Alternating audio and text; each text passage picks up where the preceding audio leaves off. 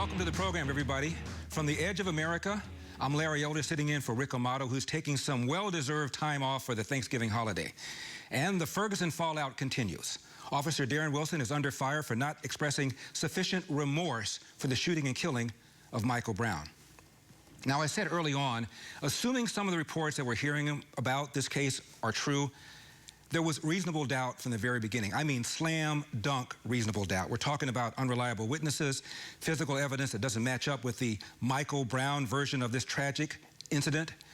I've always said that there are big problems in this country, but unarmed black people being killed by the police is not one of them. And President Obama has made good on his promise to use an executive order to defer for 3 years any possibility of deportation of up to 5 million illegal aliens. House GOP leaders promptly said they were going to retain Jonathan Turley, a prominent liberal attorney who voted twice for Obama, but who still feels that President Obama has crossed the line and is in violation of the separation of powers. And one of the reasons this recovery has been so tepid is that this White House has unleashed a bunch of regs on businesses. To that end, this administration has released plans for an additional 3,415 regulations. What will this do to our economy? Ronald Reagan, of course, famously said, if it moves, tax it. If it keeps moving, regulate it. If it stops moving, subsidize it. Joining me right now is Kevin Martin from Project 21. Mr. Martin, thank you very much for coming by. Let me ask you something. Are young black men... I'm sorry. Are young black men... Good to be with you, Larry. Thank you, sir. Are young black men legitimately in fear of being gunned down by the police, Mr. Martin? I can neither answer, I can neither confirm nor deny that, Larry, but what I can confirm, and I'm sitting here today offering solutions to this problem, and the solution to this problem, okay, people out in the streets protesting, that's their right. They do not have a right to be out there looting, burning down buildings, and destroying other people's business and livelihood. Because believe me, Larry, you know as well as I know, once this is all over, once the quote-unquote black leaders leave town, once the media leave town, the people of Ferguson will still be there, and they'll have fewer job opportunities than when than this originally began. But the solution that I am offering is quite simple, Larry. Okay, some of these young men who are out in the street protesting, and some of them who are out in the street looting, should be joining that police force. And not only police force in Ferguson, but they should be joining the police force nationwide. I'm the kind of guy who believes, Larry, that you change a problem from within. Okay, and that's how you change a problem within. We did the same thing here in Prince George's County, Maryland. Okay, I was once a victim of police brutality, but I've actively become a part of my community. I am a grassroots activist, Larry. That's what I do. And looting and burning and destroying other people's livelihoods is not the way to go. Kevin, my question, though, is, and I agree with everything that you said, we should be proactive. It would be better if more kids in Ferguson joined the police department. All those things are true. My question, though, is, are young black men legitimately in fear of the police? Do they have something, is it a credible threat when they leave the house and they walk down the street and they're wearing the kind of clothes teenagers normally wear? Do they have a reasonable fear of the police? No, they should not, because first of all, if you're not doing anything, the police should not be bothering you.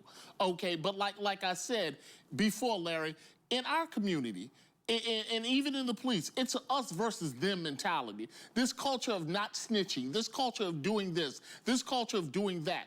I don't care how anyone looks. As a matter of fact, I've done police work in the military. If something is suspicious or out of place, of course I'm going to respond. That's what my training tells me to do. But if you're not doing anything, if I was in the Navy, if you're just a sailor going back to your barracks or your ship and you're not doing anything, I have no right to stop you. Okay, I have no right to say, hey, come here, give me your ID.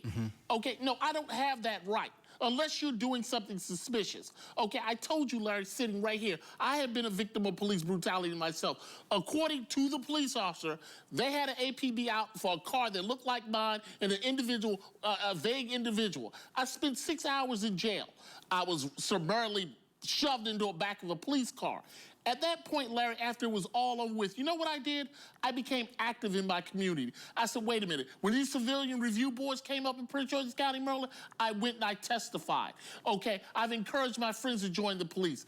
If your police look like you, If you are the police and you look like the community, you have nothing to fear, in my opinion.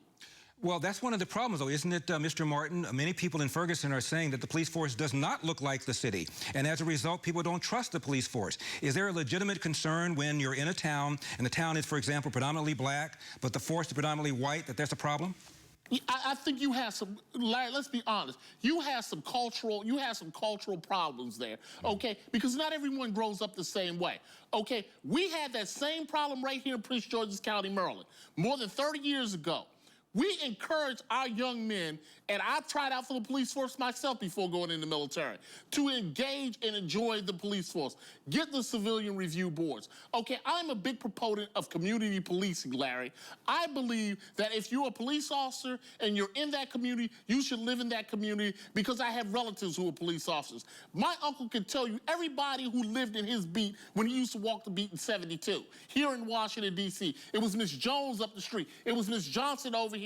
It was Miss Brown over here. And if there was a crime in the neighborhood, Larry, he went to Miss Brown. Miss Brown, did your grandson know about so-and-so and so-and-so?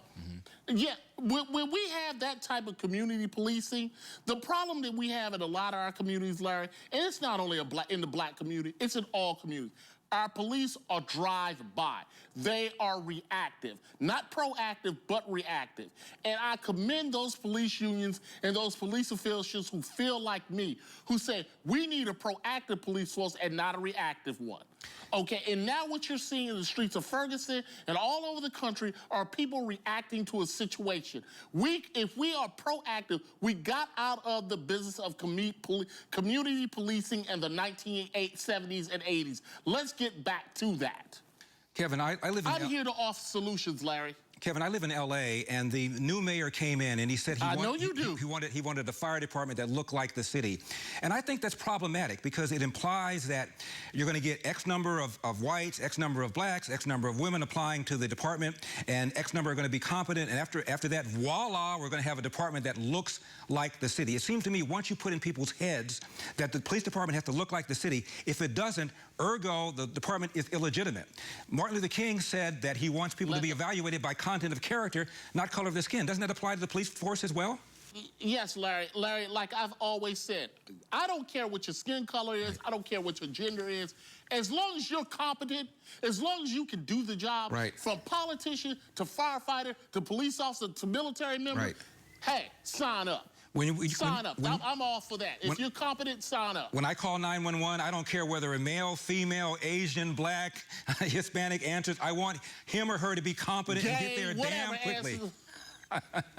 Yes, that's what I want, Larry. That's what I want. The competent young men of Ferguson, the competent young men of Prince George's County, the competent men of L.A., the competent men of New York, join your local police force. And if you can't join the local police force, get involved. Run for city council. Run for county council. Run for mayor. Get on the civilian review board. Absolutely. These people who are out those people who are out in the street protesting, Larry, they need to understand change begins within. Get involved. Burning stuff Get involved. Up, Absolutely. Destroying people's livelihoods is not the way to go.